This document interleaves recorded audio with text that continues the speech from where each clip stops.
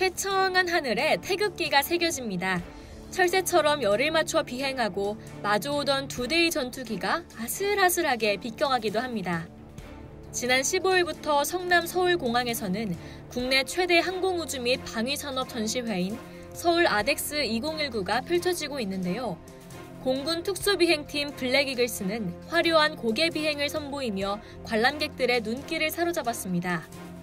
화려한 비행 솜씨와 함께 주목을 받은 건 바로 블랙이글스가 조종한 T-50이라는 비행기입니다.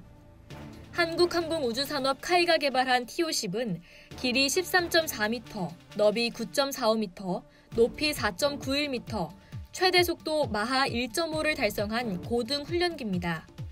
T-50은 우리나라 자체 기술로 개발된 비행기이자 전 세계에서도 12개 나라에서만 개발한 초음속 비행기입니다. 방산선도 국가에서만 만드는 초음속 비행기가 우리나라에서 만들어지기까지의 과정이 과연 순탄하기만 했을까요? T-50 개발은 1997년 삼성항공과 현대우주항공, 대우중공업의 항공부문이 통합해 출범한 카이의 주도로 시작됐습니다. 하지만 당시 기본 설계조차 하지 못했던 카이 개발진은 글로벌 방산업체에게 손을 내밀 수밖에 없었습니다. 카이 개발진은 미국의 로키드 마틴사에게 도움을 청했고 공동개발 초기 우리나라 엔지니어들은 로키드 마틴 엔지니어들에게 당신들이 T-50을 만들 수 있겠느냐는 무시 섞인 말을 듣기도 했습니다. 그러면서 로키드 기술진은 T-50 개발 기간을 무려 10년이나 잡았습니다. 그때까지 우리나라 개발자들의 손으로 비행기 한 대를 만들어 본 적이 없었으니 로키드 마틴의 엔지니어들은 그렇게 생각할 수도 있었겠죠. 그러나 그들의 예상을 뒤엎고 본격 개발에 들어간 지 불과 5년 만인 2002년, 카이는 T-50 초도 비행에 성공했고 우리나라는 세계에서 12번째 초음속 비행기 개발 국가에 이름을 올렸습니다. 전투기의 조종 훈련을 목적으로 설계된 T-50은 고도의 기동성을 자랑하는 디지털 비행 제어 시스템과 디지털 제어 방식의 엔진 등을 장착하고 있어 같은 급의 훈련기 가운데서는 전 세계 최고의 성능을 지닌 것으로 평가받았습니다. 우수한 성능을 갖춘 세계 최고의 초음속 훈련기인 만큼 카이 개발진에서도 수출에 대한 기대가 컸습니다.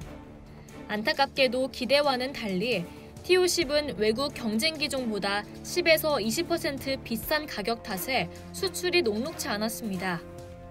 개발 이후 초조하게 시간은 흘렀고 10년이 다 돼가는 2011년 인도네시아에서 적극적인 관심을 보이기 시작했습니다.